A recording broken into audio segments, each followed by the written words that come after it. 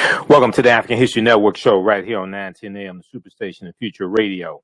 I'm your host, Brother Michael Imhotep.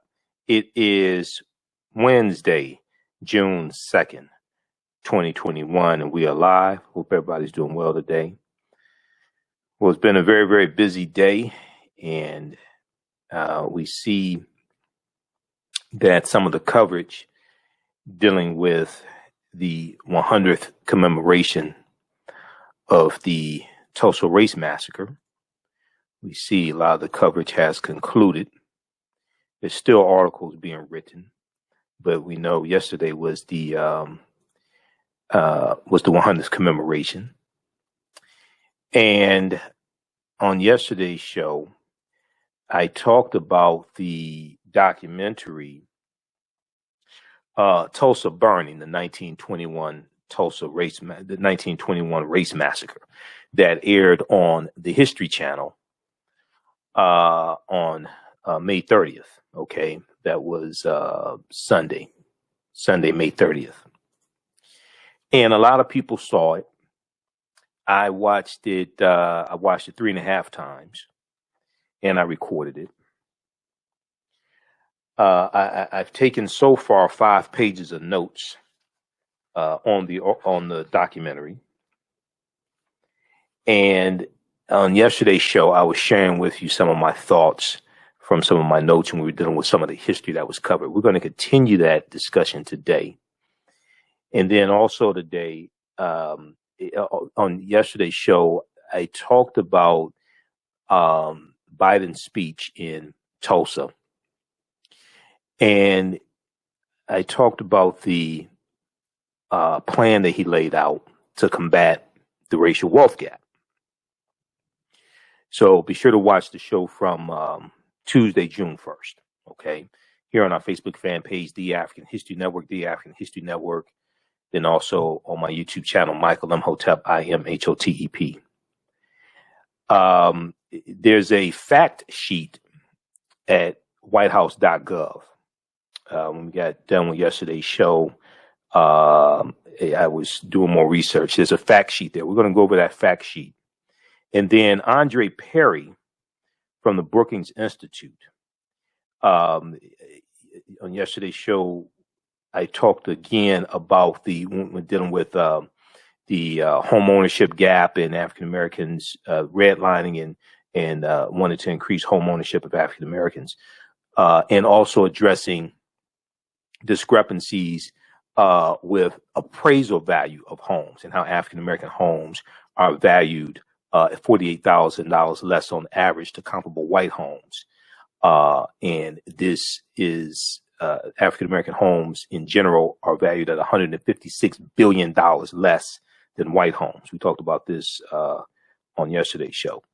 So Andre Perry of the Brookings Institute, who headed up the study that dealt with the discrepancy in home ownership values for African American homes.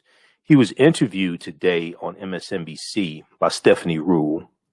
Then also he was interviewed by Axios.com to talk about the agenda and grade it and talk about what's in it. So I'm going to share some of that interview with you as well. It's very, very important. And this ties into how politics is the legal distribution of scarce wealth, power, and resources, and the writing of laws, statutes, ordinances, amendments, and treaties, their adoption, interpretation, and enforcement. This really ties into the impact of laws and policies, okay? And especially when it comes to combating these structural inequities, okay? And this is all the result of racism. Racism is a system of advantage and privilege distributed based upon race that comes out of the ideology of European white supremacy. Racism occurs when one race of people control the majority of the wealth, power, resources, benefits, privileges, land, access to education, access to opportunity, and they use it to marginalize, subordinate, and do harm to another race of people. Okay, racism has nothing to do with not liking people or calling people racial epithets or calling people the N-word. That's bigotry. Okay, racism is a power structure. So when we talked on yesterday's show, when I showed you this article here, and we've talked about it a number of times here on this show, because this is the type of information we deal with, how a segregation tax is costing Black American homeowners $156 billion. How a segregation tax is costing Black American homeowners $156 billion. A new Brookings Gallup report finds residential property in majority Black neighborhoods is consistently undervalued. Now, this study is from November 2018, okay, but it's still relevant. And Andre Perry is referenced in this article. The name of the study is The Devaluation of Assets in Black Neighborhoods, the Case of Residential Property. The devaluation of assets in Black neighborhoods, the case of residential property. All right. Okay. So we'll discuss that. We'll continue those discussions on today's show. Then, Tulsa Mayor G.T. Bynum. Tulsa Mayor G.T. Bynum. He's a Republican, white male Republican, mayor of Tulsa, Oklahoma. He is against paying reparations to the survivors of the Tulsa Race Massacre and to the descendants of survivors of the Tulsa Race Massacre. But his family owned 931 slaves. He's against paying reparations to the survivors of the Tulsa Race Massacre, the three survivors, okay, Benningfield and Hughes and Viola Fletcher. He's against paying reparations to the three survivors. Not 3,000 survivors, not 300 survivors, not 30, but three survivors. He's against paying reparations to the three survivors.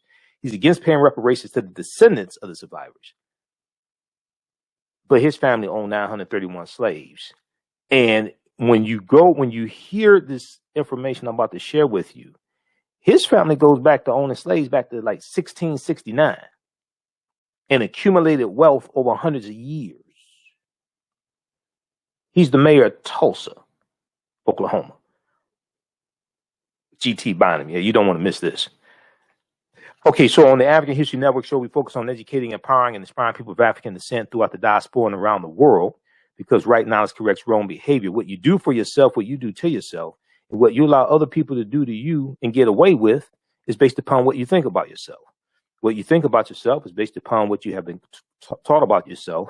What you've been taught about yourself is based upon everything you've read, heard, and seen about yourself. So when you control the radius of a man or woman's thoughts, you can control the circumference of his or her actions, because the mind can't do or teach what it doesn't know. Now, we deal with a number of different topics here on the African History Network show. We don't deal with much of gossip and all that nonsense, but we deal with current events in history, politics, education, economic empowerment, entrepreneurship, relationships, love, sex, health issues, and much, much more. Sign up for our email newsletter. Text the word Kemet, K-E-M-E-T, the 22828 to sign up for our email newsletter. Text the word Kemet, K-E-M-E-T, the 22828 to sign up for our email newsletter.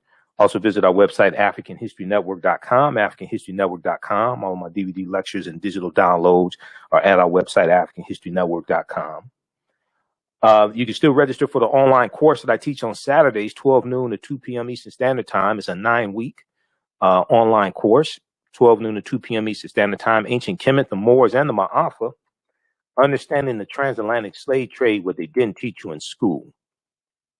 Ancient Kemet, the Moors, and the Ma'afa, understanding the transatlantic slave trade, what they didn't teach you in school. We deal with thousands of years of history, and we deal with what led up to the transatlantic slave trade taking place also. All right. I do a PowerPoint presentation. We have book references, articles, video clips. We deal with thousands of years of history, ancient Africa. We deal with the 800-year occupation of Europe by the Africans known as the Moors.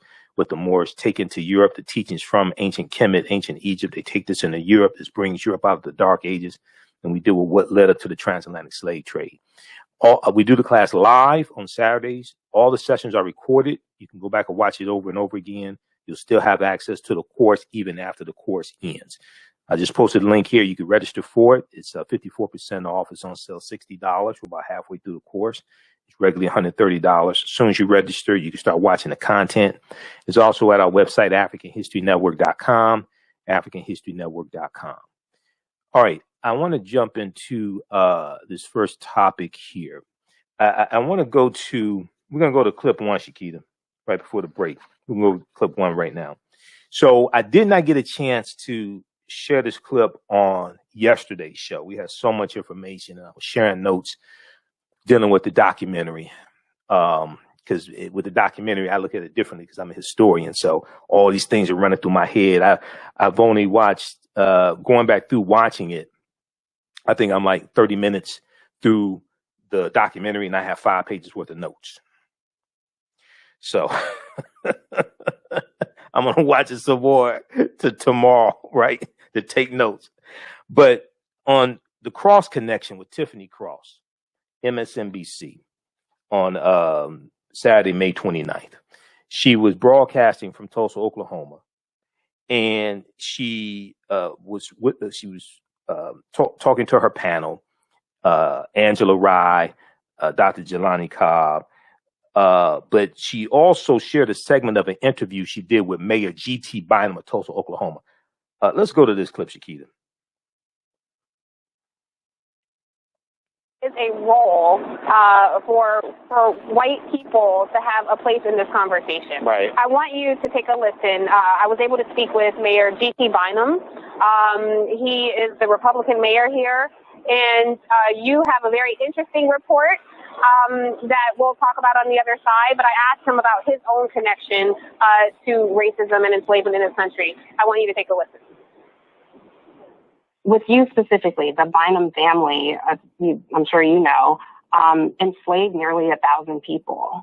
And you inherited that wealth from the family, where the African Americans here in the community had their wealth taken from them.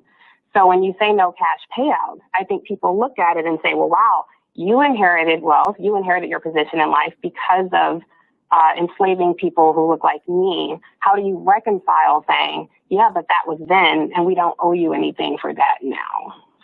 Because you're asking me about reparations for an event that was a criminal act 100 years ago. Right. But something that your family benefited from, the system of enslavement, of systemic racism. So can you imagine how the descendants of the enslaved look at your position in life compared to their own? And hear you say, well, no, cash payouts make people uncomfortable. I assume you mean the white people of Tulsa and people who... All right, so I should note that we did get a response from the mayor's office, and he says he doesn't know anything about this and did not really address, as you see in my question, his own family's connection to enslavement. But you were the reporter to uncover this, so talk a bit, if you will, about what you uncovered and, if you will, respond to what he said. Wow, I am blown away by his response. We want to reconcile, right? We had a race war here in Tulsa, Oklahoma, and the seeds of that horrible behavior were born in institutional slavery. And here's the thing about Mayor G.T. Bynum's family that we found out. First of all, when you come from wealth, when you come from a powerful political family, you have your history is thoroughly recorded. And so, you know, what we found is that at the end of the 1860 slave schedule, Mayor G.T. Bynum's family, the descendants of the first Bynums that came to Jamestown in 1616, they had a total of 931 enslaved people. And so you think about that wealth. You think about, as a descendant, my family only had 56 years to build our wealth from 1865 to 1921. Okay, pause it right there. We're coming up on a break. I want to share. Pause it right there. Pause it right there. We're coming up on a break. We're going to continue this on the other side of the break. Back it up about a minute or two, Shakita. You listen to the African History Network show right here on 910 a.m. the Superstation. the future of radio. I'm your host, Brother Michael Imhotep. We'll be back in a few minutes. Welcome back to the African History Network show right here on 910 AM Superstation, the future of radio. I'm your host, Brother Michael Imhotep. It is Wednesday, June 2nd, 2021, and we are live. Hope everybody's doing well. Everybody share this broadcast on your social media platforms. Invite your friends to tune in also. Okay, so right before the break, I was sharing a segment from the Cross Connection, Tiffany Cross's show on MSNBC. And this is from Saturday, May 29th. She's broadcasting in Tulsa. And we're talking about the mayor of Tulsa, the white mayor of Tulsa, G.T. Bynum, okay? And in this segment, they talked about how he is against cash payments or reparations for the descendants of the Tulsa Race Massacre, for the survivors or the descendants of the Tulsa Race Massacre. But he is, his family owned 931 slaves, okay? And he comes from wealth. And a lot of that wealth was accumulated from ownership of enslaved Africans. All right. I want to go back to this clip, and you're going to hear from Nehemiah Frank. Nehemiah Frank is a journalist who has done this research on Mayor G.T. Bynum's family. Okay, let's go back to this clip, Shakita. Enslaved people. And so you think about that wealth. You think about, as a descendant, my family only had 56 years to build our wealth from 1865 to 1921. Just 56 years. Right. His family had from 1619 or from 1666, when we have confirmed, slave involvement in his family, all the way to 1865. Just think about that. It's unbelievable. Yeah, I was going to just say the other thing that's important to note is the history of mayors in his family as well. So let's also be clear that there is an economic and a political connection to the continued oppression and the privilege for white folks, right? So as we sit in the heart of Greenwood right now, we're sitting in an area where black people don't own any of the buildings.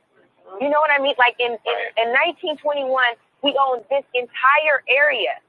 We don't own anything here now. That's something that he could resolve through policy. That's something that must be resolved through policy to get back to the heart of your first question to me, right? Like, and it needs to happen at the local level, at the state level, at the federal level. They're not even willing to do that. They set up a commission here that raised $30 million, and they can't find a penny of that to go to the survivors or to even ensure economic development that benefits black people. Absolutely. Yeah, and we should note the commission has been, they canceled their events. However, the Legacy Fest, which is run by the actual descendants, right, and black residents of the community continues.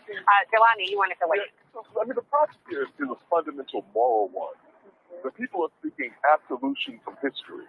And when you seek absolution from the worst atrocities of history, and we know this well, what you do is facilitate the replication of those atrocities in the present.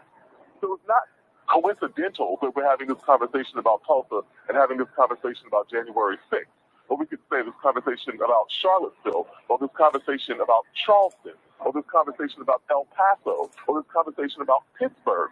That the vector of hatred moves through history and it's transmitted by denial. Yeah. And so when we're talking about this, it's presumed that we're coming from a critical place.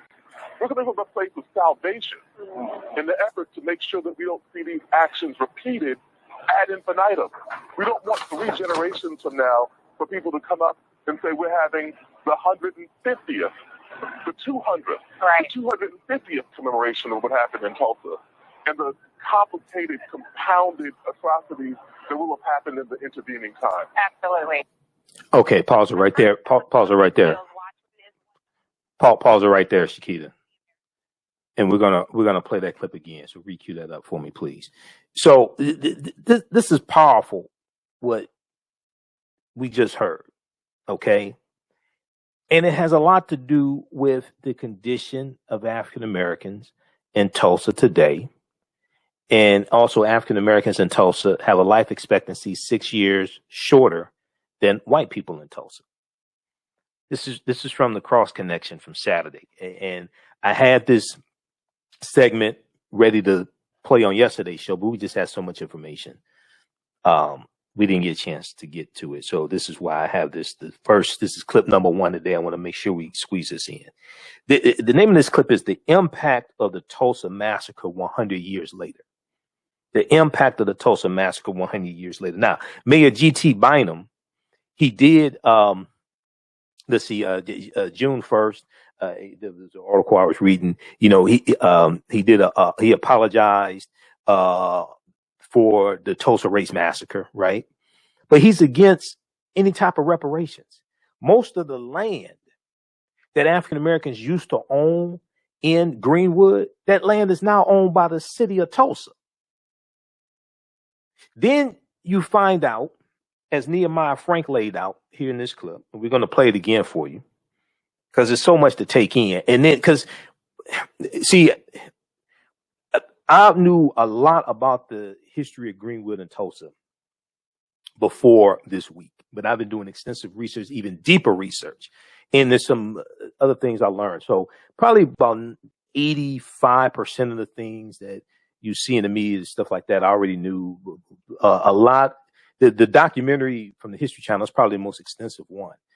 A lot of what was in there I already knew, but it goes even deeper. Okay, because like I said, I read Hannibal B. Johnson's book back in 2014. I've read this book twice. All right, this is probably the best book, excluding his new one that just came out, dealing with the 100th commemoration, Black Wall Street from Riot to Renaissance in Tulsa's historic Greenwood district. And Hannibal B. Johnson has been all over the media the past few days. But Nehemiah Frank said, what we found is that at the end of the 1860s slave schedule, Mayor G.T. Bynum's family had a total of 931 enslaved people. And so you think about that wealth. A total of 931 enslaved Africans. And so you think about that wealth. He said, my family only had 56 years to build our wealth. According to the research, Mayor G.T. Bynum's family was enslaving Africans going back to 1669. Angela Rye said there have been a number of mayors of cities in Mayor G.T. Bynum's family also. So when you come from wealth and then you come from a political dynasty, that gives you a leg up in life, a few legs up actually, okay, in life. But then he's afraid, he's against paying reparations to the survivors. Now, Tulsa, the whole city of Tulsa, is something like about 400,000 people. It's only 7% African American. It appears that this is an attempt to appease white people. It appears that this is some type of attempt to appease white people. Now, he's a Republican and he's a Trump supporter.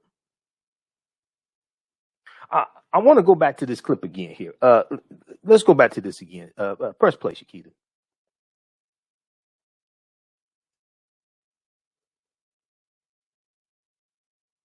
White people to have a place in this conversation. Right. I want you to I think go back to the beginning. Go back to the beginning and take it off mute. Go back to the beginning and press play. Take it off mute. Let's go.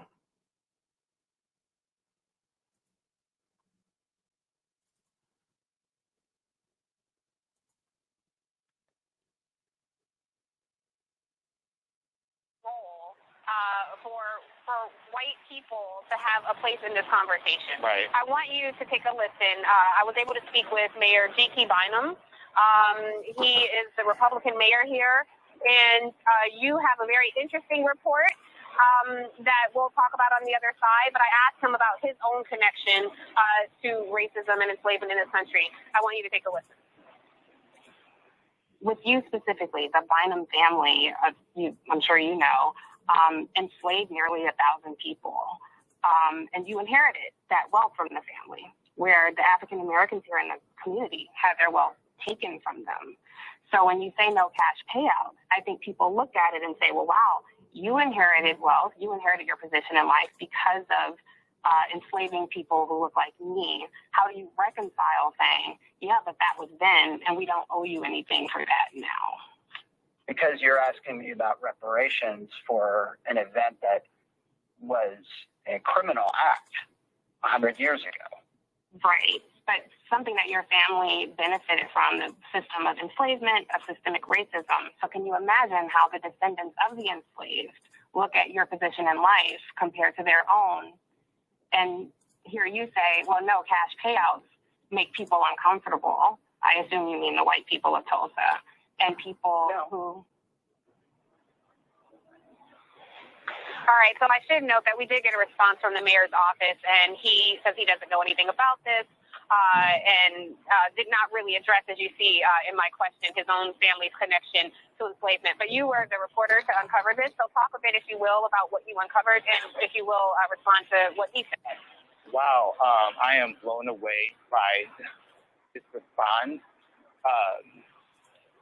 We want to reconcile, right? We had a race war here in Tulsa, Oklahoma, and the seeds of that horrible behavior were born in institutional slavery. And here's the thing about Mayor G.T. Bynum's family that we found out. First of all, when you come from wealth, when you come from a powerful political family, you have your history is thoroughly recorded. And so, you know, what we found is that at the end of the 1860 slave schedule, Mayor G.T. Bynum's family, the descendants of the first Bynums that came to Jamestown in 1616, they had a total of 931 enslaved people. And so you think about that wealth. You think about, as a descendant, my family only had 56 years to build our wealth from 1865 to 1921. Just 56 years. Right. His family had from 1619 or from 1666, when we have confirmed, slave involvement in his family, all the way to 1865.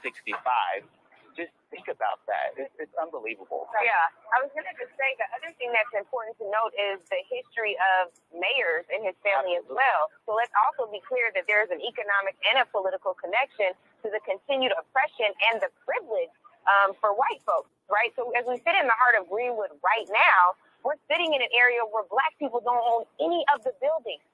You know what I mean? Like in 1921, we owned this entire area. We don't own anything here now. That's something that he could resolve through policy. That's something that must be resolved through policy to get back to the heart of your first question to me, right? Like, and it needs to happen at the local level, at the state level, at the federal level. They're not even willing to do that. They set up a commission here that raised $30 million, and they can't find a penny of that to go to the survivor or to even ensure economic development that benefits black people. Absolutely. Yeah, and we should note the commission has been, they canceled their events. However, the Legacy Fest, which is run by the actual descendants and black residents of the community, continues. Jelani, you wanted to wait. The problem is a fundamental moral one. The people are seeking absolution from history. And when you seek absolution from the worst atrocities of history, and we know this well, what you do is facilitate the replication of those atrocities in the present. So it's not coincidental that we're having this conversation about Tulsa and having this conversation about January 6th. Or we could say this conversation about Charlottesville, or this conversation about Charleston, or this conversation about El Paso, or this conversation about Pittsburgh. The vector of hatred moves through history that's transmitted by denial. Yeah. And so when we're talking about this, it's presumed that we're coming from a critical place. We're coming from a place of salvation in the effort to make sure that we don't see these actions repeated ad infinitum. We don't want 3 generations from now for people to come up and say we're having the 150th, the 200th, the 250th commemoration of what happened in Tulsa, and the complicated, compounded atrocities that will have happened in the intervening time. Absolutely. Okay. Excellent reporting there from Tiffany Cross on location in Tulsa. It's just mind-boggling, right? It's just mind-boggling. And this is why it's so important to understand history. This is why it's so important for the correct history to be taught in schools, because whoever controls the teaching of the past will control the trajectory of the future. This is why you see 13, 14 states passing laws, including Oklahoma, including Governor Kevin Stitt, Republican governor of Oklahoma, passing a law banning the teaching of critical race theory. But most of them can't tell you what critical race theory is. They're just lumping into a bag things dealing with racism, systemic racism, things like this that they don't like, because they're trying to restrict what can be taught in schools. So I want to go to, we talked about this on yesterday's show. We'll probably talk about this some more on tomorrow's show as well. Tulsa Burning. And let me close some of this out here. Okay. We'll probably talk about this some more tomorrow, because I'm only through page 1 of 5 notes so far. So we left off yesterday talking about after Reconstruction. So between 1890 and 1900, this is the Tulsa Burning 1921 Race Massacre documentary that aired on the History Channel. You can go to history.com. You can watch it there at history.com. They also have some clips as well of the documentary on YouTube. History Channel put it there on YouTube. And I just gotta ask a question. I just have to take it here. Okay, I've seen a whole lot of white media making money off of Tulsa. Are they donating any of that money to the survivors? I'm just asking. I'm not saying they aren't. But the History Channel, CNN, PBS, I'm just the ones having documentaries. It's the History Channel, CNN, Public Broadcasting System, all these people, all the media down in Tulsa. All white media down in Tulsa. Stories, all this, historians that they're having, white historians talking about Tulsa, all this stuff. Are they donating any of this money to the 3 survivors and the descendants? I'm sitting back looking at all this stuff. My degree's in business, so I count money. I'm looking at all this stuff. I'm like, wait a second, hold on. Y'all selling advertising during History Channel had advertising during the documentary. Now I know it takes money to make the documentary. I understand all that. I understand it, but I'm like, hold on, wait a minute. Is any of this money going to these black people? Okay, just asking.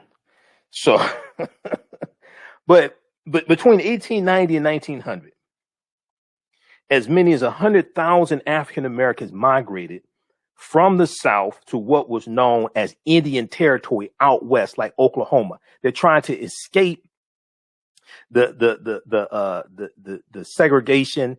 And even though Plessy versus Ferguson hasn't happened yet in 1896, but we're leading to that. We're going into the grandfather clause of 1898, where as a way to get around the 15th Amendment of 1870 and try to exclude African American men from voting, they put in a clause saying if your grandfather could not vote because of, he was a slave, then that means you can't vote. All right. So they're instituting these clauses. OK, so they're trying to escape from all this and look for a better way of life. So from 1890 to 1900, 100,000 African Americans migrate out west into Indian Territory, and a lot of them go into Oklahoma. Now, after Reconstruction, southern states started to pass laws to further control the movement of African Americans, and these were called Black Codes. Okay, so we're going to see this take place as well. All right, and they're trying to escape from this. They want to own land. They're trying to get away from sharecropping, trying to get away from terrorism, etc. And they want a better way of life. So they're going. Many of them are going out west. All right, now, okay, let me go to page 2. All right.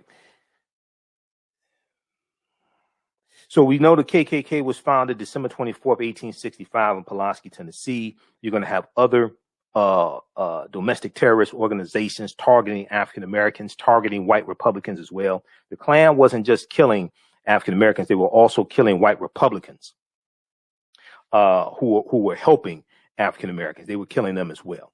Okay, we know from 1882 to 1968, 4,700. There were 4,743 recorded lynchings in this country. 1,297 were white people being lynched. All right. NAACP.org has information there dealing with lynchings. Just at NAACP.org, which is their official website, just search for lynchings. Now, there was one African-American man who is going to move out west, to move into Oklahoma Territory. His name was Townsend Jackson. Townsend Jackson. He was an African-American policeman, and he was known as Cap, C-A-P, known as Cap. He's going to move into Oklahoma around 1899. He moved into the Oklahoma Territory. So once again, at this time, Oklahoma's Indian Territory is not a state in the Union yet. African Americans and Native Americans did not want Oklahoma to become a state in the Union because they knew that once it becomes a state in the Union, the segregation laws would be imposed and it would limit the opportunities for African Americans. Oklahoma becomes a state in the Union in 1907. Oil was discovered in 1905 in Tulsa. Oil is going to be discovered, and Tulsa becomes known as the oil capital of America. All right. And once oil is discovered, you're going to have so many people going into Tulsa, African Americans and white, okay, flocking to Tulsa. One of the things that was, I think, was really good about the documentary, and it's Tulsa Rise in the 1921 Race Massacre. They have memoirs that some never released before, memoirs, information for people's diaries, letters, things like this that are read. So they so they kind of bring these ancestors, even though you don't hear their actual voice, they bring a lot of this to life. Okay, we know that Stanley Nelson is the director. We know this documentary is executive produced by NBA superstar and philanthropist Russell Westbrook and directed by Stanley Nelson, award-winning documentarian Stanley Nelson, as well as Marco Williams. Okay, so these are just some things that I noticed in the documentary. Now, Townsend Jackson, they have his granddaughter Wilhelmina Guess Howell. His granddaughter, she's I guess she recorded this information, and you hear the recitation of her memoir. He told his wife, "I'm going to Indian Territory, and if I can find a place for us to live, I'll send for you." Okay. Now, Indian Territory was already populated by Native Americans and African Americans. They have been living there for generations. They have been living there for generations. Contrary to popular belief, because I've been seeing some information floating around saying, okay, in Tulsa, they were all self-sufficient. They built all this themselves. They didn't have government help, things like this. That's not true. A lot of the early African-American landowners, and you've heard me talk about this before, a lot of the early African-American landowners in Tulsa got their land because of the Black Freedmen Indian Treaties of 1866, because of those Indian treaties of 1866. All right. I already see we're going to go over on tonight's show. I really didn't want to go over because I'm tired, but some of this stuff just may have to wait till tomorrow because I just have so much information here. But I want to flip over to this article is a really good article from history.com. 9 entrepreneurs who helped build Tulsa's Black Wall Street. 9 entrepreneurs who helped build Tulsa's Black Wall Street. And it ties into a lot of this history as well. Okay. So let me flip over to this one here, because this is why, and in doing research on Tulsa back in 2014, when I was doing research for my lecture, I saw how all this history came together. This is why you have to understand the chronology of history. Okay. And the other thing is, there was a small Native American population that lived in Greenwood. Okay. It wasn't an all black town. It was predominantly black, but you have to keep in mind, Tulsa was founded in about 1834 by Creek Indians who get pushed off of their land in southeastern United States because of the Indian Removal Act, signed into law May 28, 1830 by President Andrew Jackson. Tulsa comes from the Creek Indian word Tallahassee. Tulsa comes from the Creek Indian word Tallahassee. So when you study this history, you get into a deep history of African Americans and Native Americans. But if we look at this article here, this is 9 entrepreneurs who helped build Tulsa's Black Wall Street. This is from May 14, 2021, history.com, History Channel official web, history.com, official website of the History Channel. Okay. African Americans and land ownership in Oklahoma. African Americans and land ownership in Oklahoma. Before the Greenwood District was established, it's going to be established about 1905. Before the Greenwood District was established, African Americans came to Oklahoma in the mid-19th century as slaves of the 5 civilized tribes of Native Americans. The 5 civilized tribes of Native Americans. The term now, because African people have been in this land that we call the United States of America going back at least 51,700 years, and Dr. David Imhotep deals with this in his book, The First Americans Were Africans, Documented Evidence. He deals with this in his book, The First Americans Were Africans, Documented Evidence. We were here in this land that we call the United States of America going back at least 51,700 years ago, before Native Americans even came into existence. These were the Khoisan, who have the oldest DNA on the planet. They come from Southern Africa. Okay, it's possible African people were already in the Oklahoma Territory going back tens of thousands of years. Okay, that's possible. But I'm talking about the 19th century.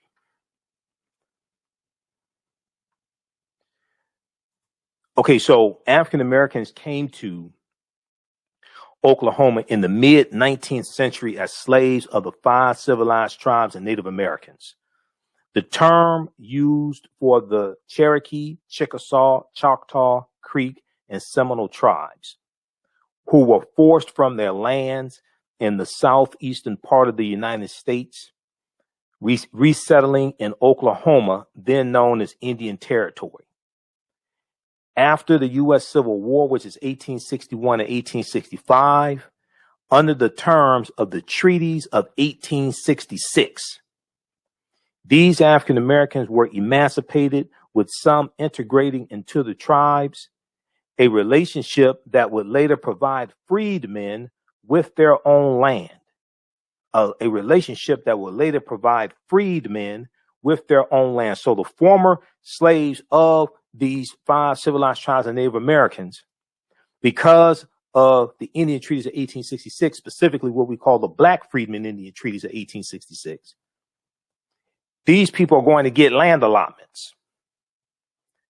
Many of the early African American landowners in Tulsa, Oklahoma, got land because of these treaties. Okay, in the documentary from the History Channel, they talk about this there. See, a lot of people don't know this. They think this is not taking anything away from what our ancestors did. They just think that they just went there and just economic empowerment and we benefited from segregation, all this stuff. No, you got to go back before 1905. You have to go back into the mid-19th century. Go back into the mid 1800s. The relative wealth of some of the black folks in Oklahoma comes in part through their connection to the tribes and their land ownership, says Hannibal B. Johnson, historian and author of Black Wall Street 100, An American City Grapples with its Historical Racial Trauma. That's his new book. The Dawes Allotment Act, DAWES, the Dawes Allotment Act, named after Senator Henry L. Dawes of Massachusetts. The Dawes Allotment Act of 1887 authorized the government to divide tribal territories into allotments for individual Native Americans, which included black members of those Native American tribes, of those Native American nations. As word spread that Indian Territory was a safe place for African Americans to settle, between 1865 and 1920, more than 50 black townships were founded in Oklahoma. That's back to those treaties. Those treaties are still on the books. Those treaties are still being enforced for the Choctaw, Chickasaw, Creek, Cherokee, and Seminole Indians. This is something Dr. Claude Anderson has been talking about, one of my teachers, Dr. Claude Anderson. I've interviewed him about this some years ago. All those interviews are archived. Okay?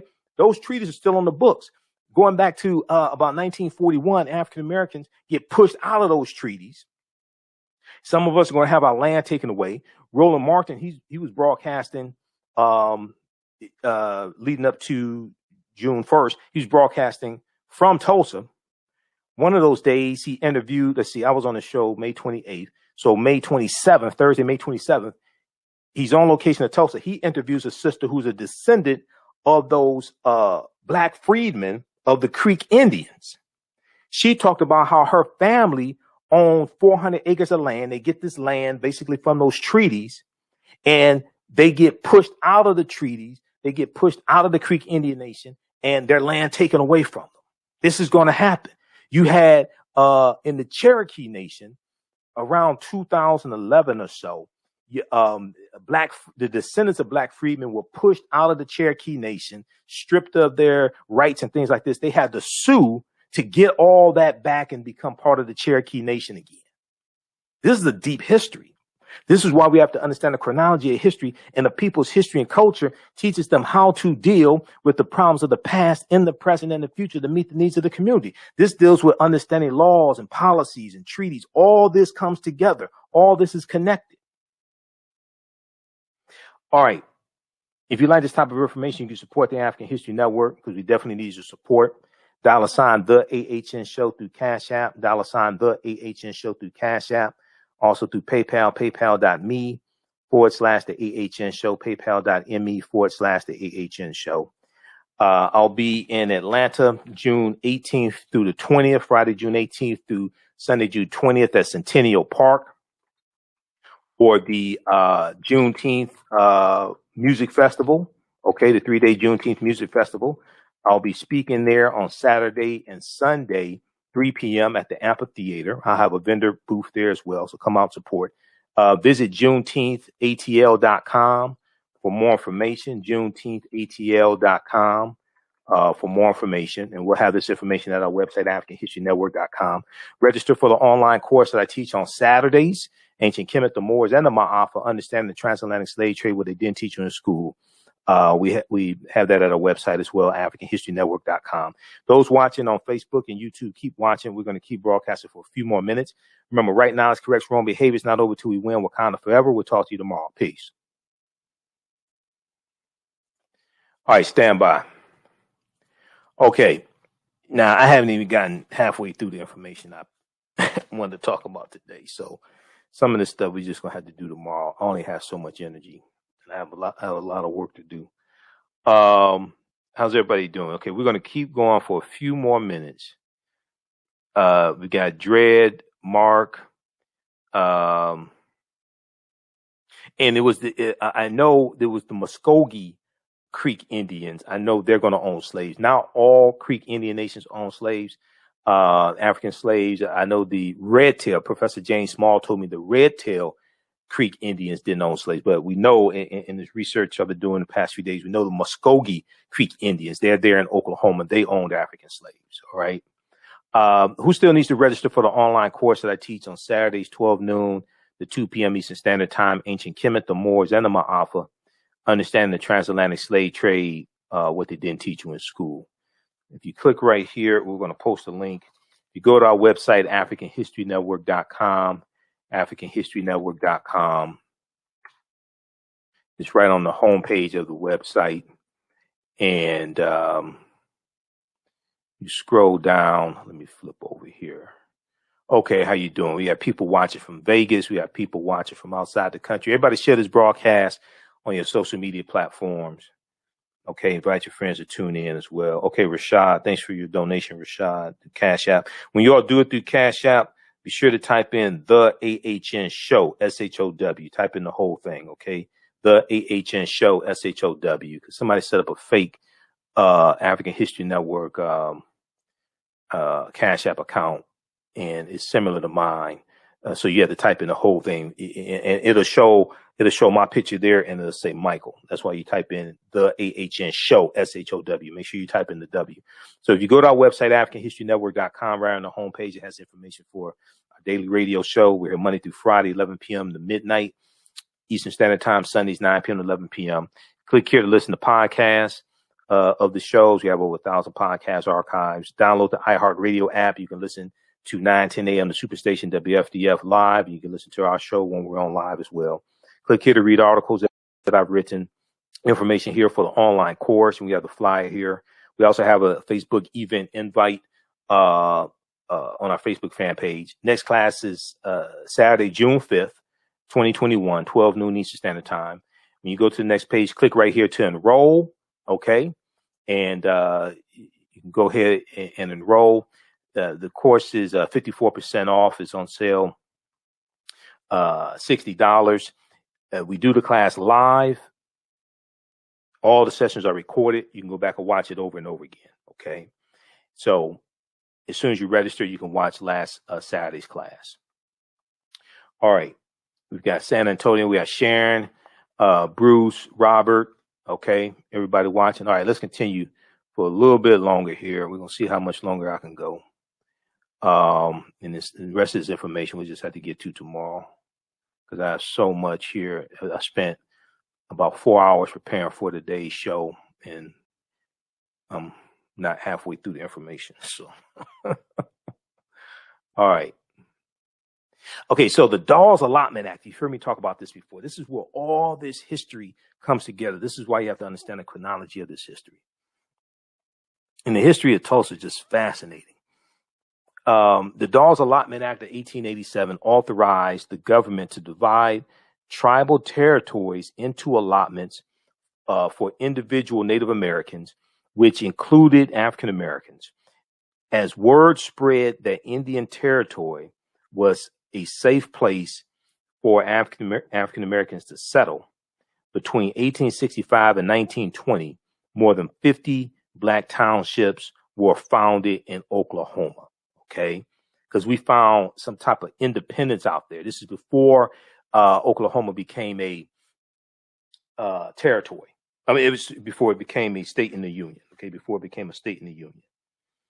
All right, and then they talk about some of the pioneers in Tulsa. A wealthy black landowner named O.W. Gurley is commonly referred to as the founder of Greenwood. Born to freed slaves in Alabama, O.W. Gurley was raised in Arkansas and moved to Oklahoma during the Oklahoma Land Rush of 1889. After running a general store in Perry, Oklahoma, O.W. Gurley, a serial entrepreneur, moved to Oil Rush, Tulsa, and reportedly purchased 40 acres of land on the north side of the city, with the vision of selling residential and commercial plots to African Americans. O.W. Gurley wasted no time opening a rooming house, purchasing buildings, and providing loans to help black people start their own businesses. Okay, he's one of the pioneers of Greenwood. O.W. Gurley. Here's a picture of black and white of Greenwood District before 1921. You see storefronts, telephone wires, and a sign for a dentist's office. Okay, this is from Smithsonian National Museum of African American History and Culture. So check out this article here from history.com. 9 entrepreneurs who helped build Tulsa's Black Wall Street. This is by Alexis Clark for May 14th, 2021. We'll talk about this some more over the next few days. Let me see here. Let me go back to my notes. Then I want to get to this information dealing with the plan that Biden laid out. We'll talk some more about it tomorrow. Okay, so Cap Jackson moves to Oklahoma 1899. And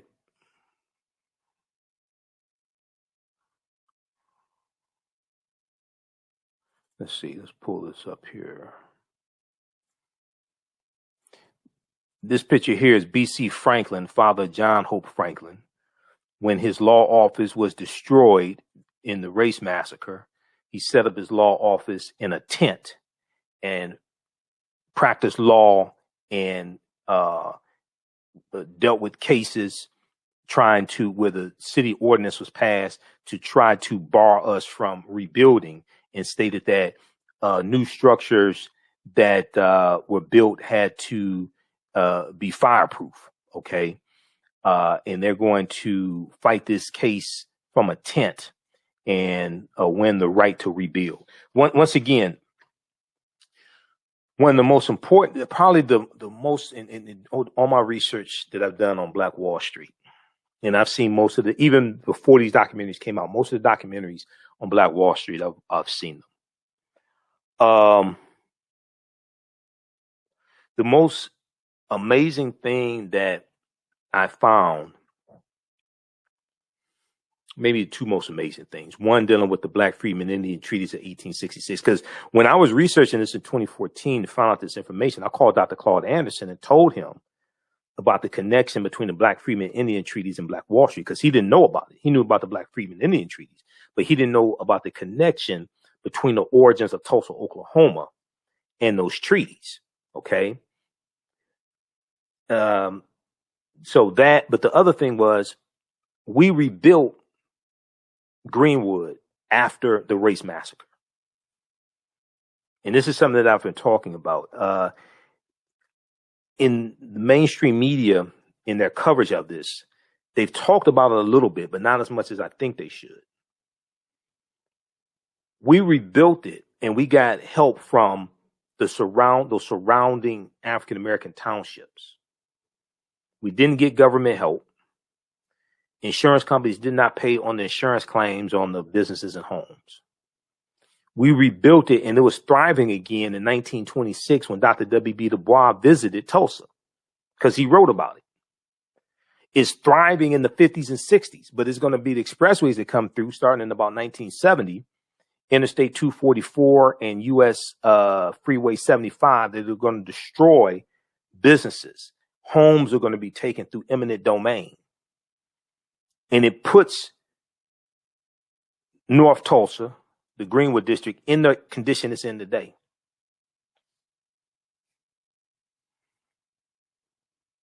So in the policies that Biden laid out when he spoke in Tulsa June 1st, some of that deals with infrastructure and addressing the damage, acknowledging first the damage that highways have done to African-American communities, and addressing that as well. Okay, we talked about the proclamation that Biden did May 31st. Go read that at whitehouse.gov, because it's deep what is acknowledged there. And then, because he called for a National Day of Remembrance of the 100th commemoration, the National Day of Remembrance, and I forgot exactly how he phrased that, but go check that out. What did he call it? We'll look at that. I have it here. Okay, but let's continue. And he called on America to deal with that history of racism, etc. I think I have it. Okay, don't we have it? We still have it pulled up.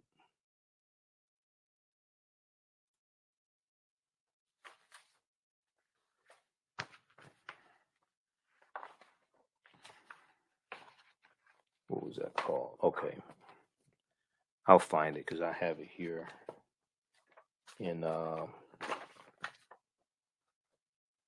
these stacks.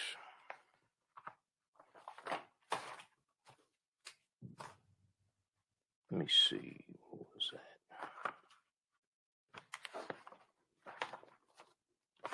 that? All right, I have to pull it up here. All right, but let's continue. And this at whitehouse.gov as well.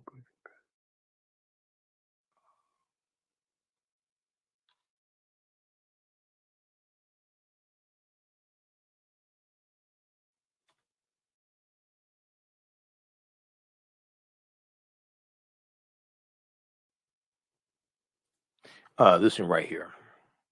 Here it is.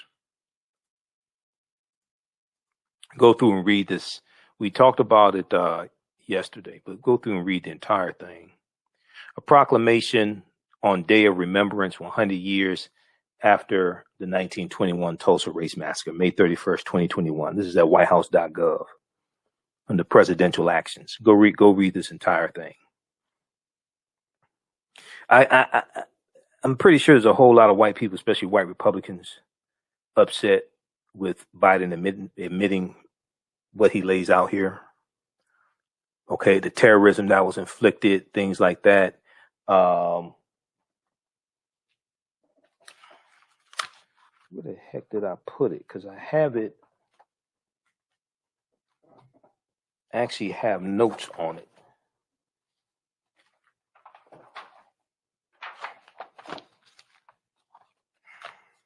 Hold on.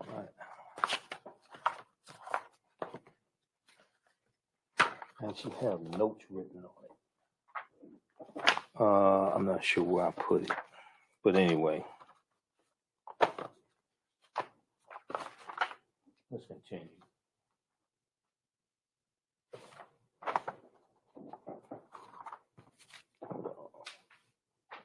I think it's over here, in this stack over here.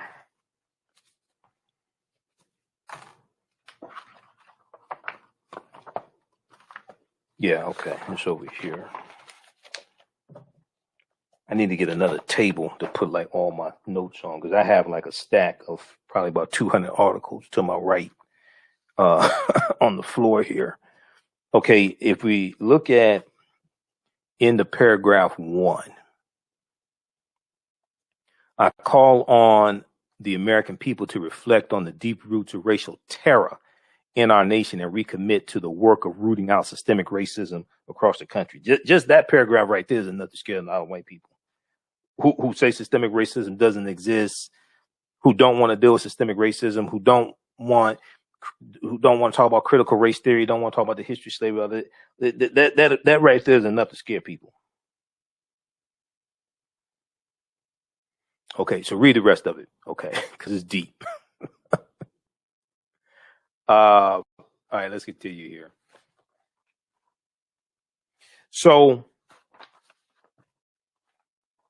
let me bring this picture back up of B.C. Franklin.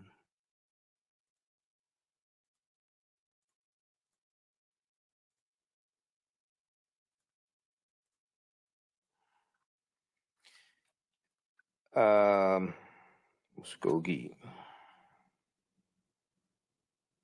So Indian Territory was already populated by Native Americans and African Americans. They have been living there for generations. I'm going back to my notes. This is only page 2 of my notes from the documentary. The first wave of African Americans in Indian Territory in Oklahoma came in the 1830s as part of the Indian Removal Act, aka the Trail of Tears. And these Native Americans get pushed off the land of southeastern United States, and you have the Muskogee Creek Indians who are there as well, who go into Oklahoma. They got land after the Civil War. They got the Land Allotments, Dawes Allotment Act. Now, this is where you get the term $5 Indian from as well, because when white people find out that this land is being distributed, you had 138 million acres of land that's being redistributed to Native Americans and African Americans. But they had to anglicize their name. They had to change their name to a English name. They had to anglicize their name. So white people found out about this, so they started paying $5 to have their names added to the Dawes rolls to get some of that land as well. Okay, and some of these white people in their family, they still have some of that land today. Now, leaders in Oklahoma Territory who envisioned it being a safe haven for African Americans set up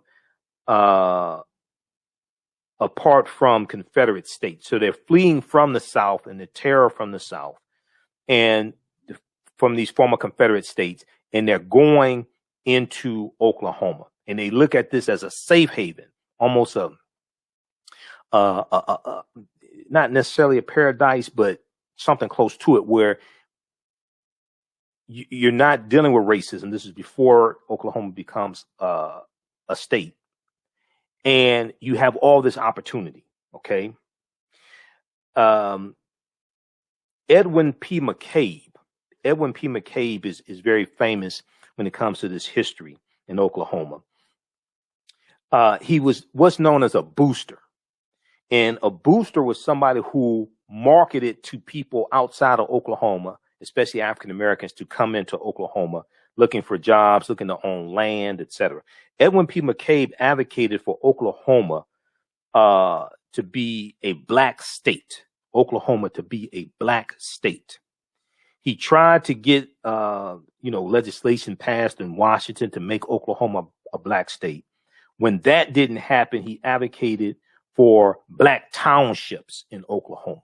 So Oklahoma was the state that probably had the most number of black townships or cities. It had about 50 of them. Edwin McCabe went on to acquire 320 acres of land, and he founded Langston City. Okay, he founded Langston City. So we are acquiring this land, a lot of this through those Indian treaties and the Dawes Allotment Act of 1887, and then we're founding townships, black townships.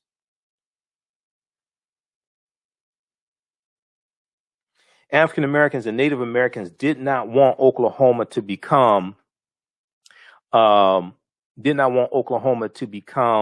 state in the Union, because they knew white people would bring their racism with them, and they would be subject to segregation laws. And this is exactly what happened. Okay, they knew that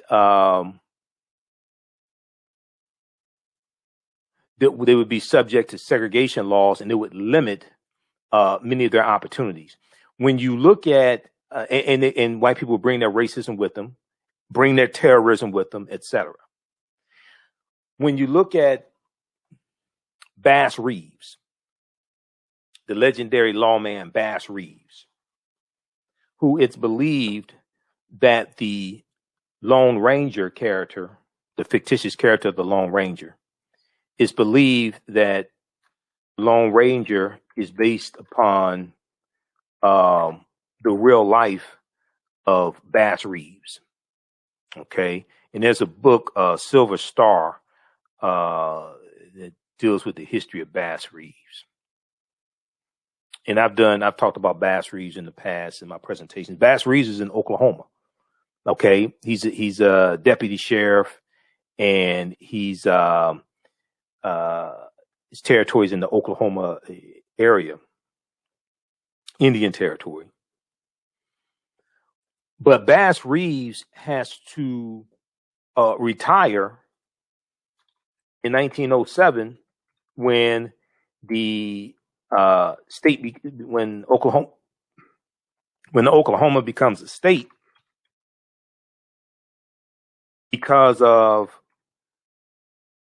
segregation laws.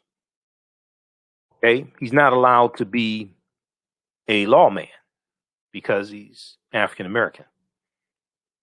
This is when Oklahoma becomes a state in the Union in 1907. I think blackpast.org has a good article about Bass Reeves. There's one at history.com also. Biography may have one. For the sake of time, read this one here. This is from history.com.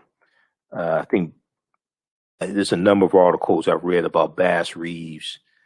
And I've talked about the history of the Lone Ranger and the Lone Ranger radio show. The Lone Ranger radio show originated from the studios of WXYZ Radio here in Detroit, Michigan.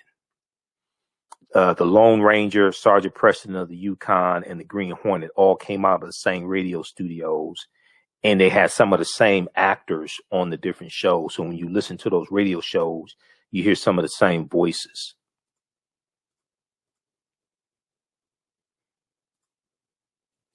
Let's see here. Was the real Lone Ranger a black man? This is by Thad Morgan, February 1st, 2018, for history.com. And they talk about Bass Reeves, okay, out in the Oklahoma territory. Bass Reeves escaped to Indian Territory under the cover of night. The Indian Territory today, known today as Oklahoma, was a region ruled by 5 Native American tribes, the Cherokee, Seminole, Creek, Choctaw, and Chickasaw, who were forced from their homelands due to the Indian Removal Act of 1830. While the community was governed through a system of tribal courts, the court's jurisdiction only extended to members of the 5 major tribes. That meant anyone who was part of those tribes, from escaped slaves to petty criminals, could only be pursued on a federal level within its boundaries. It was against the backdrop of the lawless Old West that Bass Reeves would earn his formidable reputation. See, all this history is connected. Here's a picture of the legendary Bass Reeves. So it's believed that this is the real person that the character of the Lone Ranger is based upon. Because the Lone Ranger wore 2 guns. Bass Reeves wore 2 guns. The Lone Ranger wore a disguise. Oftentimes, Bass Reeves wore a disguise so he could go into amongst the criminals and gather information. The Lone Ranger traveled with a Indian companion named Tonto. Oftentimes, Bass Reeves traveled with the Native American companion, an Indian companion. Bass Reeves also spoke the Muskogee language. He spoke some of the Native American languages as well.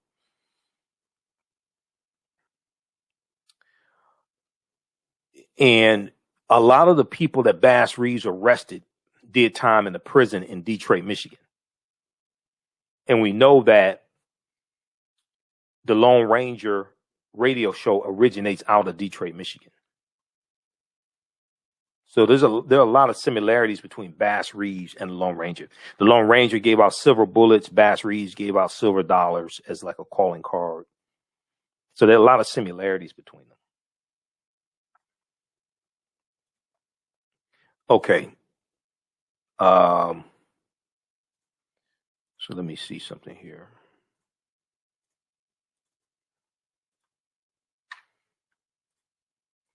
Let's go back to this very quickly. Okay, we're about to wrap this up.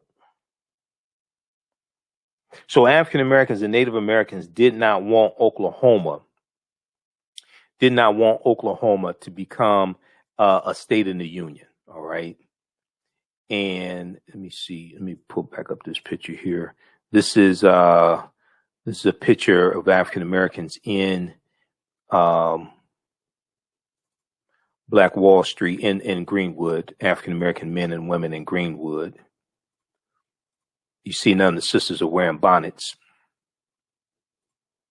You see the brothers don't have their pants hanging off their behinds. African Americans and Native Americans knew that white people would bring their racism with them if Oklahoma became a state in the Union. Jim Crow segregation, the Ku Klux Klan is what came, terrorism is what came with statehood in 1907. Immediately after statehood takes place, you're going to have these lynchings taking place, this domestic terrorism taking place in Oklahoma immediately after statehood happens. All right. So we'll pick this up there tomorrow with my notes. All right.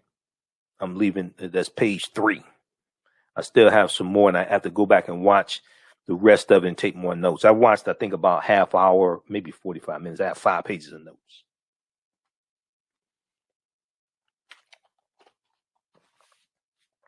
All right, let's continue. So if you like this type of information, you can support the African History Network, $ the AHN Show through Cash App, $ the AHN Show through Cash App, also through PayPal, paypal.me / the AHN Show, or through our website, AfricanHistoryNetwork.com. This helps us keep doing the research, stay on the air, keep broadcasting. We're here 6 days a week. Also helps me get to and from Atlanta, because I'll be speaking in Atlanta on I'll be there Friday, June 18th through Sunday, June 20th for the 9th annual Juneteenth parade and festival. And I'll be speaking there as well. I have a vendor booth. I'll be speaking there also. Visit JuneteenthATL.com, JuneteenthATL.com for more information. It's at Centennial Olympic Park. I'll be speaking Saturday and Sunday, 3 p.m. to 4 p.m. in the amphitheater. This is free and open to the public. They're going to have all types of speakers. Angie Stone is performing. They have headline acts, martial arts demonstrations. There'll be usually there's about 100 to 130 African American, Caribbean, and African vendors there. So there's a ton of information going on. There's a ton of things going on. Okay, so check that out. We're going to take a quick commercial break. When we come back, we'll talk a little bit about, I want you to hear this interview that Andre Perry from the Brookings Institute did, dealing with what's in Joe Biden's plan to combat the racial wealth gap. Okay, we'll be back in a few minutes. For 25 years, the Black History 101 Mobile Museum has carried on the rich legacy of the Black Museum movement in America by showcasing original artifacts of the Black experience at colleges, universities, K-12 schools, corporations, libraries, conferences, and cultural events, making it the most traversed Black History mobile exhibit in American history. Dr. Khalid El Hakim is the founder of the Black History 101 Mobile Museum, and he is a highly sought-after public speaker on topics of Black history, social studies, education, museum studies, hip-hop, and race relations. Dr. Khalid was named among the change makers for NBC Universal's Erase the Hate campaign and listed as one of the 100 men of distinction for Black enterprise. He recently founded the Michigan Hip Hop Archive on the campus of Western Michigan University. The Black History 101 Mobile Museum is currently scheduling in-person and virtual exhibits nationwide. For more information, please contact Dr. Khalid Al Hakim directly at 313-645-4197, 313-645-4197, or visit their website at blackhistorymobilemuseum.com. That's blackhistorymobilemuseum.com. You can also email him at bhistory101@yahoo.com, bhistory101@yahoo.com. Okay, welcome back to the African History Network show. If you want to advertise with the African History Network, email us at AHNshow@AfricanHistoryNetwork.com, AHNshow@AfricanHistoryNetwork.com. And we'll let you know how you can advertise with us. And your 30-second and 60-second commercial will air when we rebroadcast these shows also, okay? If you don't have a commercial, we can create one for you. Current promotion, buy 1 month, get 1 month free. So on yesterday's show, we know that on Tuesday, June 1st, President Joe Biden visited Tulsa to commemorate the 100th anniversary. And one of the things he did, we know he gave a speech. We talked about the speech yesterday. One of the things he did was laid out some policies to address the racial wealth gap, okay? Axios.com has an article dealing with this. Also, Washington Post. Biden unveils plans to combat racial wealth gap on the anniversary of Tulsa Massacre. Okay. This is from June 1st, 2021. I did a whole separate broadcast dealing with this. That was about an hour and a half. We'll be rebroadcasting that as well. Okay. So check that out. So there is a fact sheet after yesterday's show. I was doing more research on this and pulling together content for today's show. At whitehouse.gov, they have a very, very important fact sheet that I want everybody to read. So instead of all this simple Simon ass nonsense that floats around on social media and people talking and have no clue what they're talking about, don't do research. This fact sheet here lays out the policies. We talked about a lot of these policies yesterday, but this lays them all out one after another. Fact sheet: Biden-Harris administration announces new actions to build Black wealth and narrow the racial wealth gap. This is from June 1st, 2021. And part of this deals with dealing with obstacles pertaining to home ownership for African Americans. Andre Perry of the Brookings Institute, who helped put together the study dealing with how African American households have how African American homes are appraised at a value $48,000 less than white homes, and this collectively cost African Americans $156 billion in lost wealth. Okay, this article here from curbed.com deals with that, how a segregation tax is costing Black American homeowners $156 billion. So Andre Perry was interviewed by Stephanie Ruhle on Stephanie Ruhle Live on MSNBC today to discuss Biden's agenda. And part of the information from the study that the Brookings Institute did was referenced in Biden's plan and his speech. Okay, I want to go to this clip here. Just a second here. Idea, no details. Andre, how much do you think of an impact President Biden's plan will have to narrow this? Or at this point, is it just an idea, no details? Well, it's an idea. I think it's a great step in the right direction by establishing an interagency task force to examine the issue of home values is a good step. And it's also suggesting that HUD will be more active in enforcing acts of discrimination. But it really is addressing appraisals, and that's just one factor of many that leads to the underpricing of homes. So as you know, my research found that homes in Black neighborhoods are systematically devalued by 23%, about $48,000 per home. Cumulatively, that's about $156 billion in lost equity. And so holding people accountable is one thing.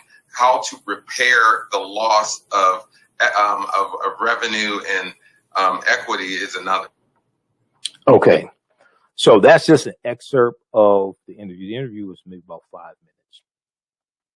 Andre Perry was also interviewed. I was doing research, pulling together content here for this segment of the show. Andre Perry was also interviewed by Axios.com. Now, Axios had the article from June 1st that we talked about yesterday.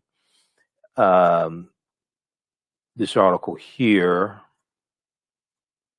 The Axios had this article as well, but they also had the one dealing with unveiling the plan to combat the racial wealth gap. So Axios had this article here, and they lay out details. The initiatives will target home ownership and small business ownership, which the White House called two key wealth creators for communities of color. Because disparities in wealth compound. Because disparities in wealth compound like an interest rate, disinvestment in Black families in Tulsa and across the country throughout our history is still felt sharply today, the White House said in a statement. Okay, so read the rest of this. We talked about this in yesterday's show. I'll keep this short.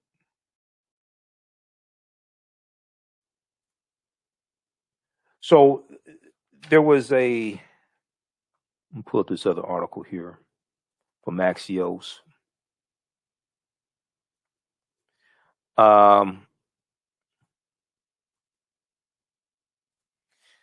So Andre Perry was interviewed, and he was asked about the agenda. He gave this is a more in-depth analysis here. Let me cue this up just a second.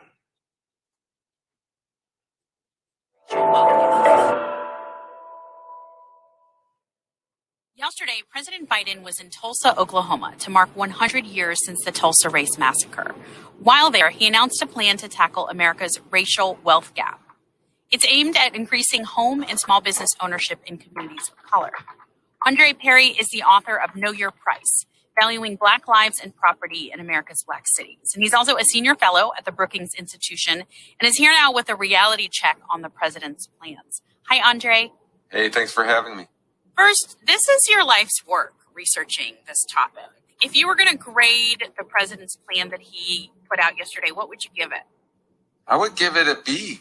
If it was graded on a curve, I would give it an A because so many past presidents really did not do anything in regards to racial equity in terms of really establishing policy that provided a full-throated response against racism. And this does it. It can go farther, but it certainly acknowledges that racism has played a role in wealth development in this country, and that race must also play a role in closing these wealth disparities, where we see whites' median wealth at $170,000 compared to just $17,000 for Black Americans. So we do need a federal response. And so this response involves everything from federal contracting to entrepreneurs to the problem of Black homeowner appraisals. And the plan actually quotes your research on that and says the administration will create an interagency group to try to fix this. Do you think that can fix this problem? Part of the reason why homes in Black neighborhoods are underpriced by about 23% compared to the white peers is because of appraisals. Some of that is because of lending practices, real estate agent behavior, and the overall economy. And so you do need an interagency effort to really look at all the different components of that. Certainly the federal government doesn't have control over some of the stakeholders that leads to devaluation, but it may lead to efforts at the state and local levels that will address those shortcomings. Andre, this is a deep problem that's deeply rooted in American history and practices, as you said, that stem from the federal government to state and local governments to the private sector. How much does this plan go about trying to solve these very deep problems in American society? This does do a good job in trying to rid itself of the drags of racism that negatively affect Black Americans. What it doesn't do, it doesn't repay the damage that was caused through redlining and other discriminatory practices in housing, in business development, in infrastructure. And that's a major component of the racial wealth divide. How would that be corrected? Oh, reparations. We should not be afraid of the word. In fact, America is really not against reparations. We've seen reparations given to American Indians. We've seen it in 9/11 victims receiving some form of reparations. So we believe in reparations. We just don't believe in reparations for Black people. And so if we can get over that, we can see some change in this country. We can really see a closing of the wealth divide. Okay. Washington-based Brookings Institution. Thank you, Andre. Thank you very much. Okay, so that's from Axios Today. Dr. Andre Perry, senior fellow at the Brookings Institute. Okay, and part of his research was referenced by Biden in Biden's speech on June 1st, and the policies that Biden laid out reflect what Dr. Andre Perry was just talking about. Okay, let me flip over here, and some of this we're going to have to talk about tomorrow because I'm over time. Just a second here. Let me update this.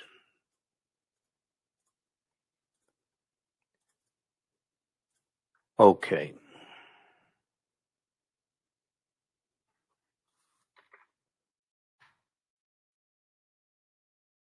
And the article from Axios that has this information here.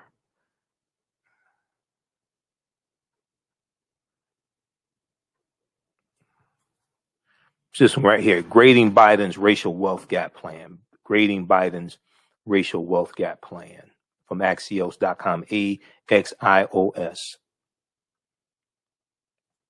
That interview is here in this clip. It's here in this article. So you can check that out. That's from, I think this is June 2nd, 2021. This is from Grading Biden's racial wealth gap plan. Okay, very quickly, I want to look at this.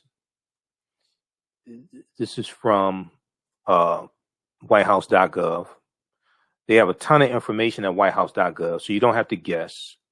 You don't have to repeat stuff from Simple Simon Ass people on social media that don't do research, have no clue what they're talking about. The evidence is there. You can go research this yourself. Fact sheet, Biden-Harris administration announces new actions to build Black wealth and narrow the racial wealth gap, June 1st, 2021. This deals with the policies that Biden laid out in Tulsa. So they have some brief information here about Tulsa. Let me look at this because I printed it out. It's 11 pages that I printed. Need to go buy new toner cartridge. 100 years ago, the thriving Black community of Greenwood in Tulsa, Oklahoma, known as Black Wall Street, was ruthlessly attacked by violent white supremacists. An estimated 300 Black Americans were killed and another 10,000 were left destitute and homeless. I like the fact that he called them white supremacists. Okay. Some of their descendants tried to overthrow the government January 6th. You can draw a direct line. I'm telling you, I've said this before. I said this on Roland Martin Unfiltered last Friday. You can tell. You can tell. You should go read. He deals with reparations on page 22 of the agenda. Elliot, go read it. You can draw a direct line from June 1st, 1921, Tulsa. You go back 2 years before that, you can look at the Red Summer of 1919 and 25 major race riots across this country. But you can draw a direct line from the Red Summer to Tulsa, June 1st, 1921, the Tulsa Race Massacre. 1923 Rosewood. You can draw a direct line to January 6, 2021 in the insurrection. Okay. In the insurrection. Okay. Page 22 is the last page of the agenda. I've dealt with it numerous times on this show and showed it to people, Elliot. So you need to go do research before you come on here. You can draw a direct line between those, those domestic terrorist actions. All right. And So now some people said there should be reparations for people in Tulsa. I agree. That's why on this show we talked about the bill that Representative Hank Johnson, Democrat from Georgia, introduced in the House of Representatives Friday, May 21st, 2021, which is reparations for the survivors and descendants of Tulsa. We talked about that here. So I agree with that. Now, HR 40, I'm telling you right now, I've said it before, HR 40 is not going, the earliest HR 40 is going to pass, the Senate is going to be 2023. Actually, yeah, 2023. It's not going, you need 60 votes to pass HR 40 in the House of Representatives. There are only 50 Democrats. If Joe Manchin and Kristen Sinema vote for HR 40, which they're not, but if they do, that means you need 10 Republicans. Name me the 10 Republicans that are going to vote for HR 40. This is why the conversation about reparations is good, but if you actually understand the process, that ain't happening. That's why I deal with stuff that's like realistic. See, a lot of people talk about reparations. They can't tell you how to get it. Not realistically. You only have between 173 and 190 co-sponsors in the House of Representatives. How many votes does it take to get any bill passed in the House of Representatives? It takes a simple majority, 218. We dealt with all that here in the show. I interviewed Cam Howard from Cobra. Just a couple of months ago, HR 40 passed out of the House Judiciary Committee for the first time in 32 years. They're still trying to get enough votes, enough support to go to the general floor for a vote in the House of Representatives. You need 218. You've got between 173 and 190 votes for it right now. You need 218. So if you have 190, you're still 28 short. This is understanding math. This is understanding math. How many Republicans support HR 40 in the House of Representatives? 0? It's only Democrats. You may have 1 or 2 independents. It's only Democrats that support it in the House. How many Republicans support it? 0?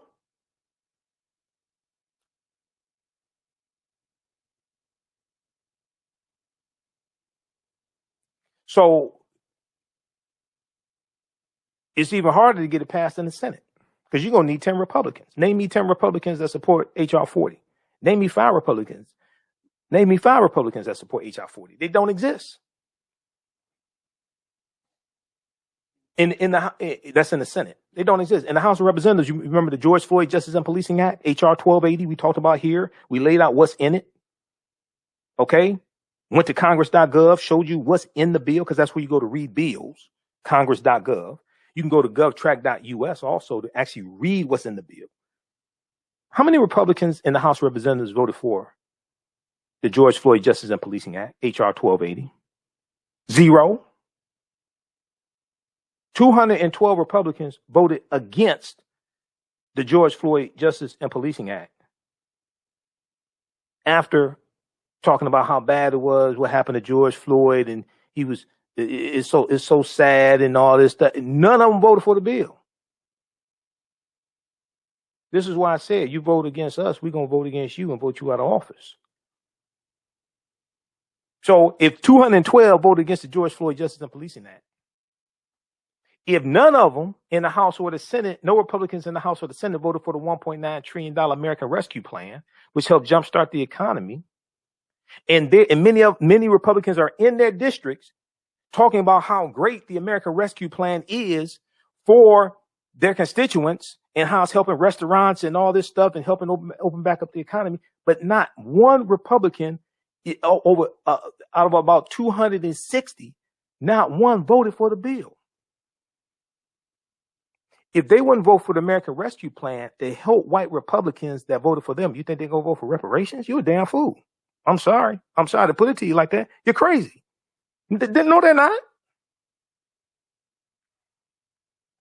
This is why I deal with reality.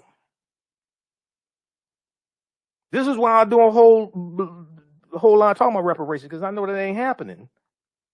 until the earliest that's going to happen is 2023. HR 40 gets passed. That's the earliest that's going to happen, 2023. Because I understand math and I understand who you're dealing with. This is why they have to be voted out of office. And you have to vote people in the office that support these policies.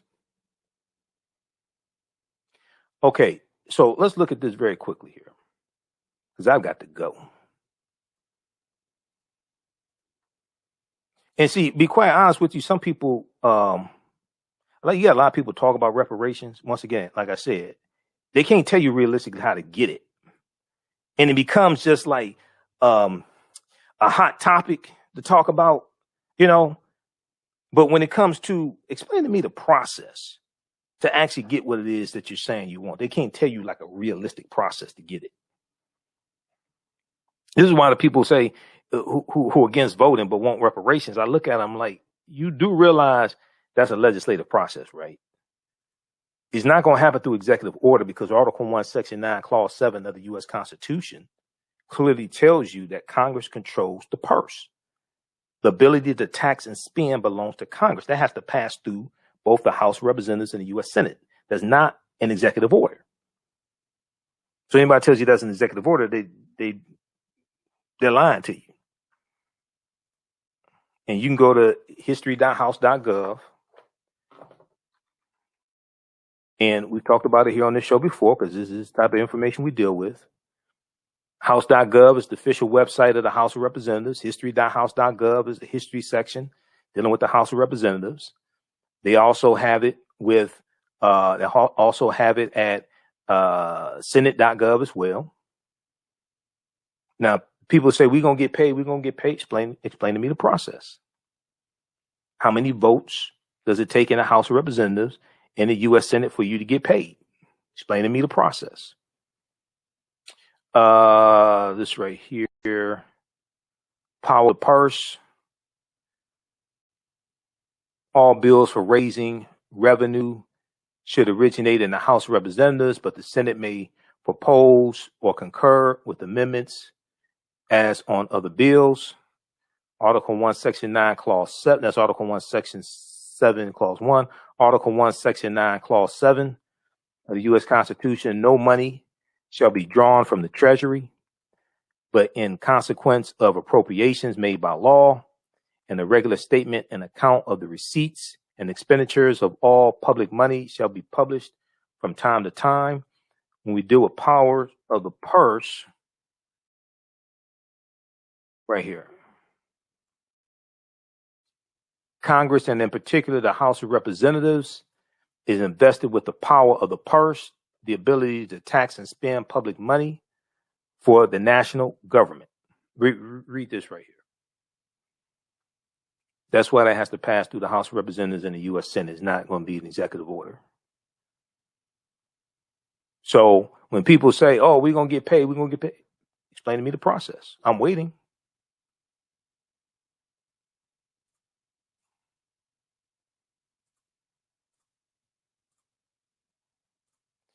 All right. See, some people,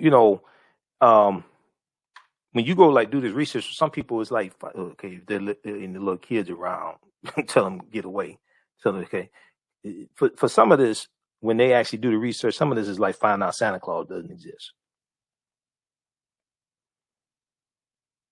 So for all people say we're gonna get reparations, explain to me the process. How you get 218 votes in the House and 60 in the Senate. Unless you can find a way to get around to change the filibuster.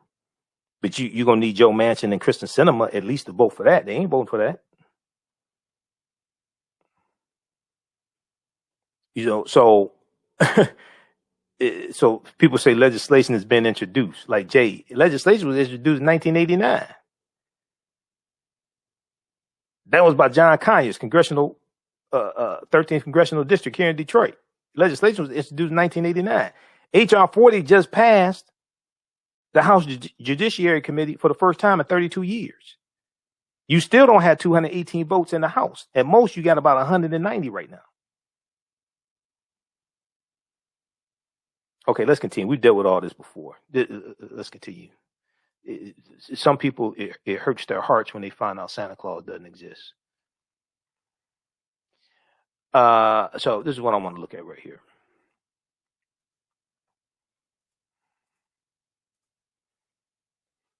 Okay, fact sheet, and we'll talk some more about this tomorrow. Let's skip past this. The administration will, so the majority of what Biden talked about with these policies is what the administration can do without going through Congress. The majority of what he talked about is what he can do and the administration can do without going through Congress. All right.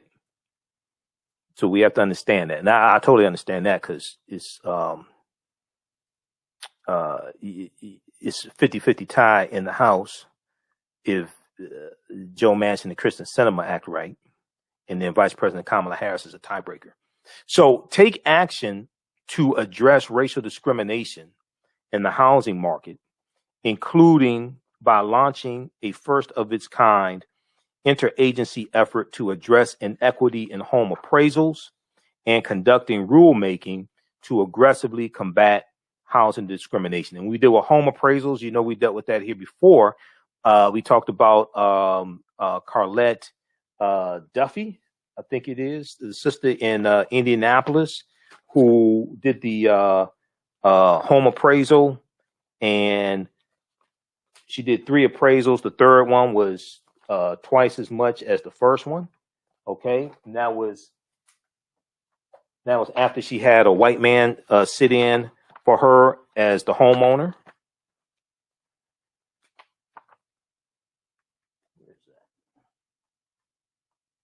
I think it's over here. After she had a white man sit in for her as the homeowner.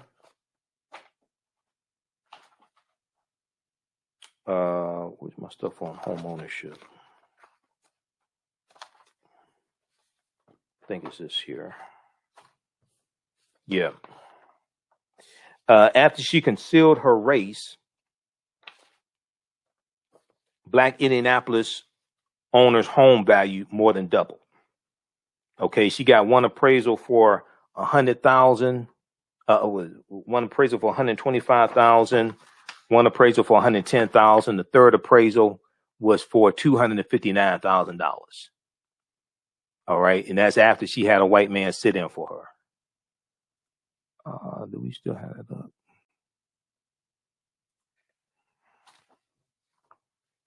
Let me pull that one up here.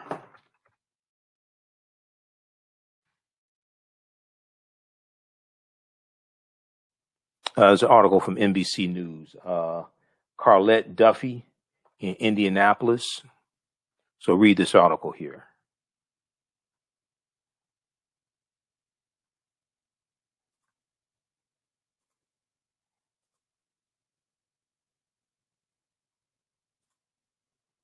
Yeah, I talked about Congress advancing the slavery reparations bill.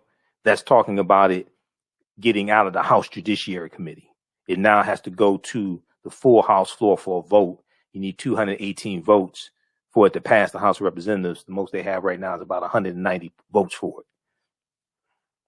After she concealed her race, Black Indianapolis owners' home value more than doubled.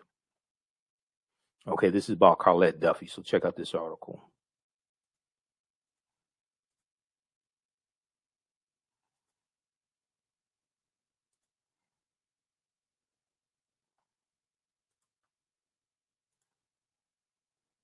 Okay, let's continue here.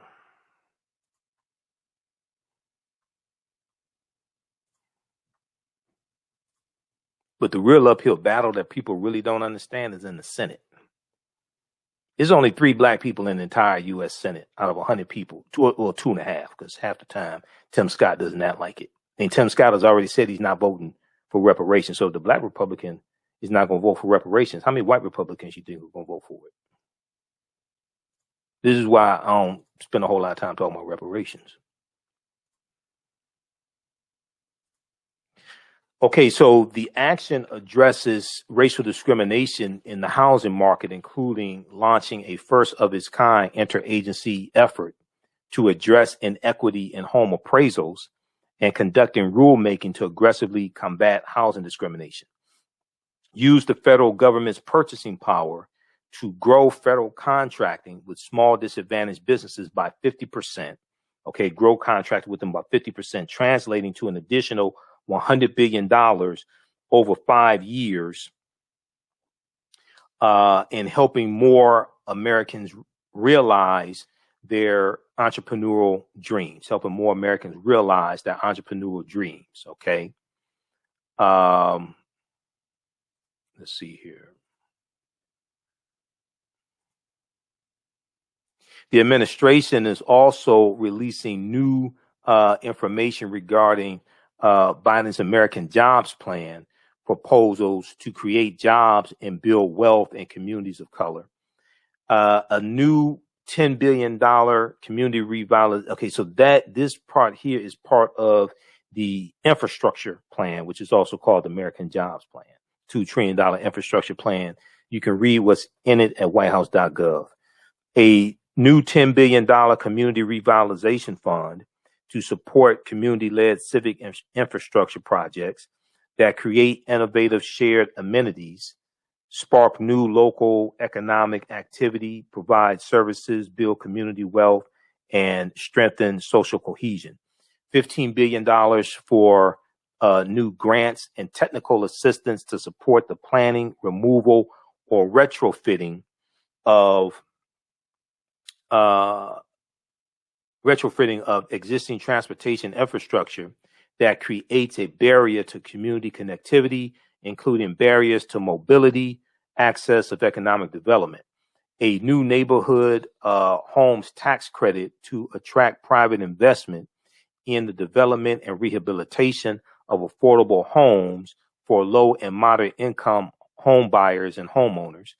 $5 billion for the Unlocking Possibilities program, an innovative new grant program that awards flexible and attractive funding to jurisdictions that take steps to reduce needless barriers to producing affordable housing and expand housing choices for people with low or moderate incomes.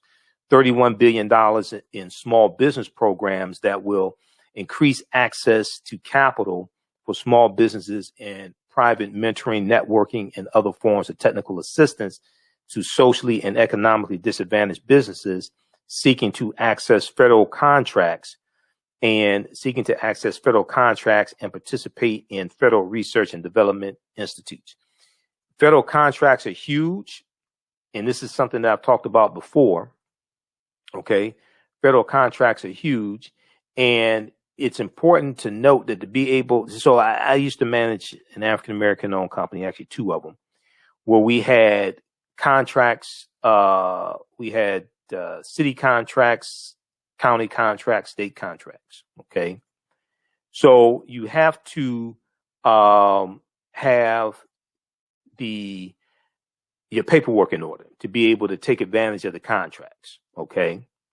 You have to have your paperwork in order to take advantage of the contracts.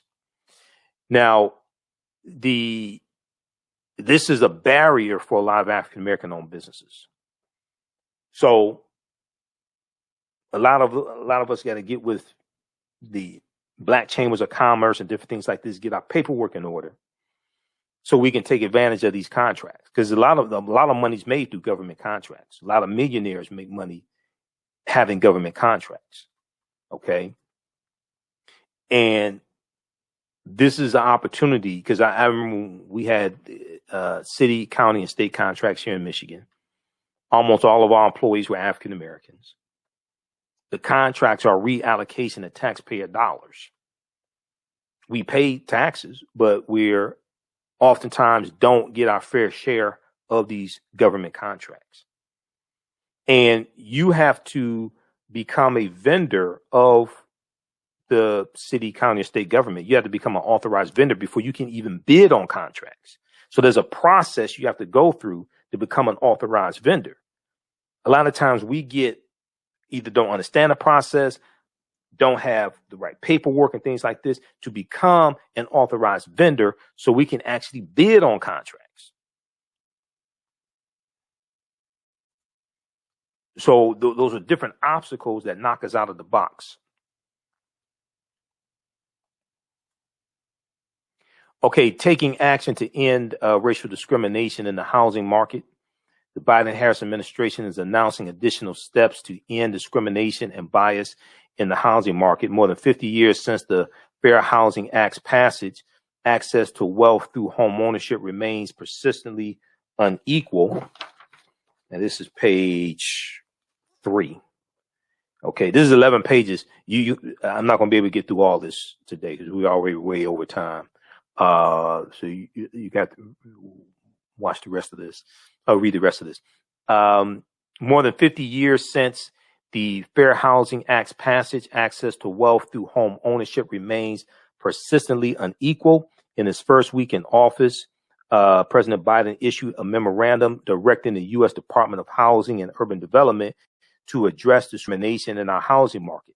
Today, the administration is announcing that it is taking critical steps towards realizing the president's directive. HUD has now sent both its proposed rule on countering housing practices with discriminatory effects and its proposed interim final rule on the legal duty to affirmatively further fair housing to HUD's Congressional Authorizing Committee in the Senate and the House of Representatives for review, and will publish them in the Federal Register next week. Okay, read the rest of that because it's long. Now, okay, they talk about Brookings Institute. Additionally, the Biden-Harris administration is taking on discrimination in home appraisals. A 2018 Brookings study that we just talked about, and Dr. Andre Perry talked about this as well. A 2018 Brookings study found that homes in majority Black neighborhoods are often valued at tens of thousands of dollars less than comparable homes in similar but majority white communities. And the crisis is worsening. A recent study found that the gap between the appraised value of homes in predominantly white neighborhoods compared to comparable homes in predominantly Black and Latino neighborhoods nearly doubled between 1980 and 2015. The impact of those disparities in home appraisals can be sweeping, limiting home ownership's ability to properly benefit from refinancing or reselling their homes at higher valuations, and thereby contributing to the already sprawling racial wealth gap. Okay, Biden is charging Secretary of Housing and Urban Development Marcia Fudge with leading a first of its kind interagency initiative to address inequity in home appraisals.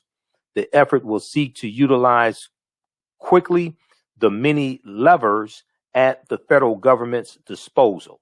Okay, the effort will seek to utilize quickly the many levers at the federal government's disposal, including potential enforcement under fair housing laws, regulatory action, and development of standards and guidance in close partnership with industry and state and local governments to root out discrimination in the appraisal and home buying process. These are the kinds of policies and practices that keep Black families in Greenwood, that keep Black families in Greenwood and across the nation from building generational wealth through home ownership. Okay. Then they talk about using the government's purchasing power to drive an additional $100 billion to small disadvantaged business owners. We talked about that briefly. So read the rest of this. I'm out of time here. I don't have time. We've done 2 hours. Read the rest of this. I'm on page 4 out of like 11. Okay. So this goes through, lays out all the policies here. All right. This is at whitehouse.gov. So you can check this out yourself. All right. Be sure to register for the online course that I teach on Saturdays, 12 noon to 2 p.m. Eastern Standard Time. Ancient Kemet, the Moors, and the Ma'afa. Understand the transatlantic slave trade, what they didn't teach you in school. We deal with thousands of years of history and what led up to the transatlantic slave trade taking place. It's at our website, AfricanHistoryNetwork.com, and also our YouTube, AfricanHistoryNetwork.com.